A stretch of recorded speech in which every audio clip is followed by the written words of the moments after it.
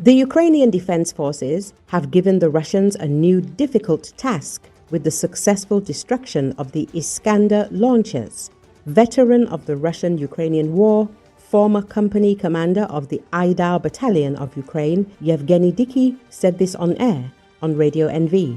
According to him, the Russian Federation has hundreds of launchers for Iskanders. The defeat of 3, given that 1 was destroyed and 2 were badly damaged, this is kind of nothing. But it is important that this is a precedent. It was the first time this was possible. This changes the situation. It is not about the number of installations. The thing is that now they will have to pull the rest, 100 installations, much further from our border. Accordingly, the flight time of their missiles will be completely different. Accordingly, there will be time for warning, explained Diky. He noted that for Kiev residents, there is almost always such time because ballistic missiles fly to the capital in a few minutes. At the same time, according to him, people in Kharkov do not react to warnings about ballistics because the flight time to this city was less than 1 minute. Diky is convinced that now the Russians will continue to delay the launchers. They will have to delay not only the launchers, they will have to deal with security. They will have to create air defense around the launchers, etc. These are additional resources and forces. We have set them a new, difficult task, noted Diky. According to him, he had been waiting for this moment throughout the war because Ukraine would not be able to intercept all ballistic missiles since it would never receive such a quantity of Patriots to close all regional centers. Intercepting the missiles should be Plan B. Plan A should be destroying the launchers, Diky emphasized. Recall on June the 5th, Russian occupiers attempted to strike Kiev with Iskander operational tactical missile systems, but the defense forces prevented them from doing so.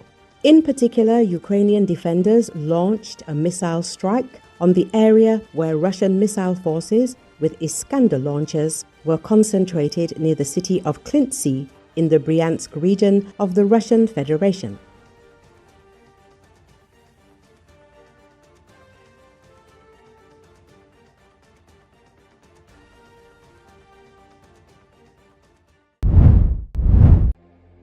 Protesters clashed with police on Friday evening outside a federal detention center in Los Angeles after federal immigration authorities arrested 44 people.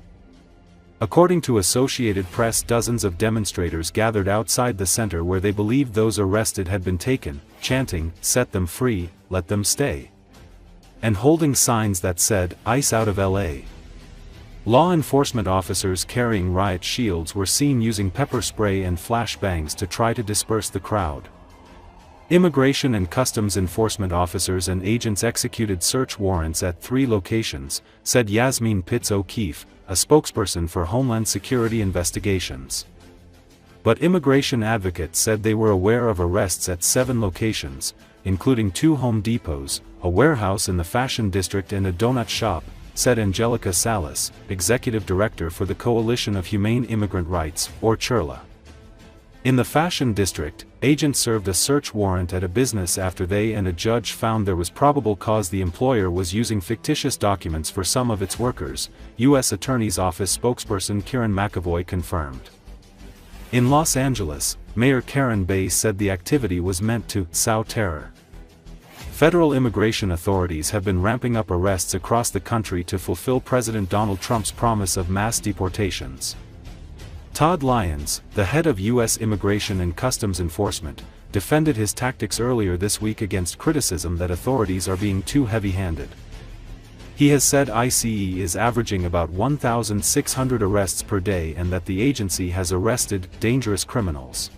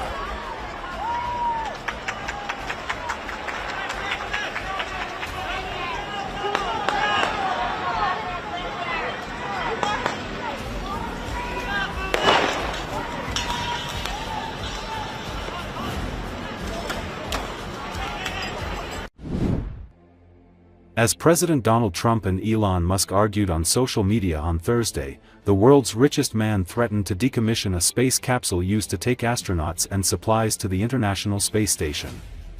According to Associated Press, after Trump threatened to cut government contracts given to Musk's SpaceX rocket company and his Starlink internet satellite services, Musk responded via X that SpaceX will begin decommissioning its Dragon spacecraft immediately. It's unclear how serious Musk's threat was. But the capsule, developed with the help of government contracts, is an important part of keeping the space station running. NASA also relies heavily on SpaceX for other programs, including launching science missions and, later this decade, returning astronauts to the surface of the Moon. SpaceX is the only U.S. company capable right now of transporting crews to and from the space station, using its 4-person Dragon capsules. Boeing's Starliner capsule has flown astronauts only once. Last year's test flight went so badly that the 2 NASA astronauts had to hitch a ride back to Earth via SpaceX in March, more than 9 months after launching last June. Starliner remains grounded as NASA decides whether to go with another test flight with cargo, rather than a crew. SpaceX also uses a Dragon capsule for its own privately run missions. The next one of those is due to fly next week on a trip chartered by Axiom Space, a Houston company. Cargo versions of the Dragon capsule are also used to ferry food and other supplies to the orbiting lab. Russia's Soyuz capsules are the only other means of getting crews to the space station right now. The Soyuz capsules hold 3 people at a time. For now, each Soyuz launch carries 2 Russians and 1 NASA astronaut, and each SpaceX launch has 1 Russian on board under a barter system. That way, in an emergency requiring a capsule to return, there is always someone from the US and Russia on board. That does boil off in the hot air.